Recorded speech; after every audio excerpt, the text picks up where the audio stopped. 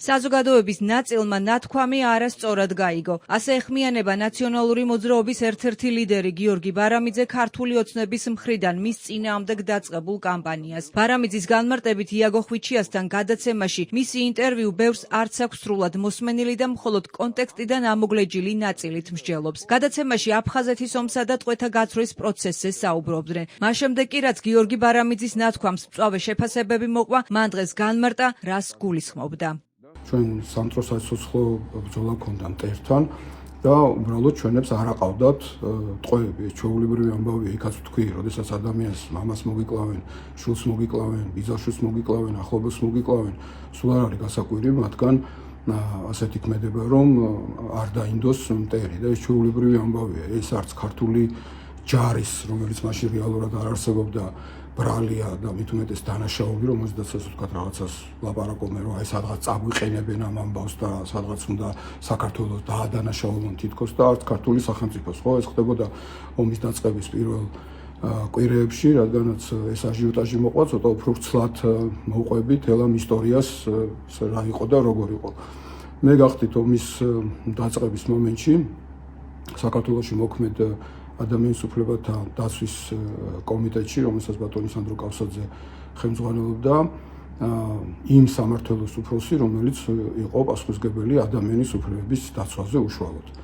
როდესაც ომი დაიწყო და მალევე სამწუხაროდ გაგრას შეუტია მტერმა, სამწუხაროდ ჩვენ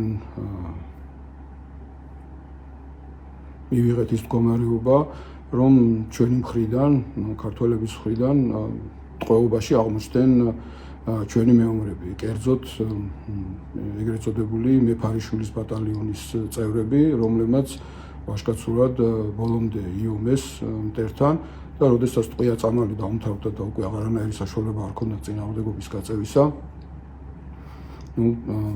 მტერმა მოწინააღმდეგენ ისინი ტყვეც ჩაიგდეს. სხვათა შორის შემდეგ ამ ადამიანებს ააშენებიეს თავისი ხელით გუდაუთის რაიონში, გუდაუთასთან ახლოს ტყვეთა საკონცენტრაციო ბანაკი, რომელიც მოგვიანებით მერე მოვინახულე და აქვე გეტყვით, რომ ეს 45-ვე კაცი მებრძოლი მე და ჩემმა მოადგილე პალატა ზაქარიშვილმა ჩვენი მეცადინეობით, წითელი ჯვრის დახმარებით სამშვიდობოს გამოვიყვანეთ. მაგრამ ლაპარაკი იმაზეა, რომ ამ ვითარებაში, როდესაც მოწინააღმდეგე მხარე ჩვენ პირველ კვირეებში თხოვდა, რომ ჩვენს გადაგვეცა ვიღაცა, ჩვენ არ ყავდა ტყვეები და ამასთან დაკავშირებით თქვი, რომ ჩვენები ხრეტენ თქო, ანუ ჩვენები არ ინდომდნენ მტერს და ეს ბუნებრივია, როცა ომის დროს მტერს არ დაინდობ.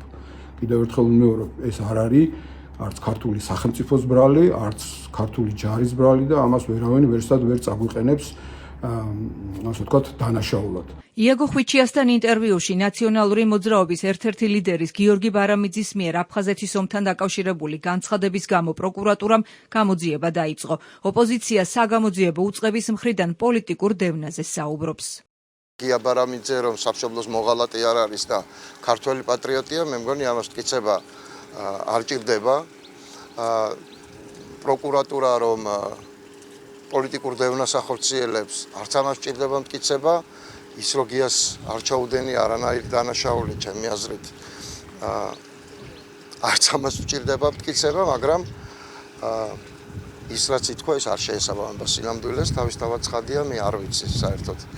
ეს საიდან მოვიდა ეს ამბავი. გამოძიების დაწყების საფუძველი ვეტერანების საქმეთა სახელმწიფო სამსახურის განცხადება გახდა. პროკურატურამ დღესვე გამოკითხა სამსახურის ხელმძღვანელი კობა კობალაძე. აინტერესებდათ უშუალოდ საბრძოლო მოქმედებების დროს ქონდა თუ არა ხელშემხებლობა გიორგი ბარამიძესთან, რომელ საბრძოლო პოზიციებში გამოირჩა ის თავისი სიჩაუქით და თავგანწირვით და ასე შემდეგ, ზუსტად ჩვენ ხელთ არსებული ინფორმაცია მივაწოდეთ. პროკურატურამ გამოძიება სამშობლოს ღალატისა და საქართველოს სახელმწიფოებრივი ინტერესებისთვის საფრთხის შექმნის მუხლით დაიწყო.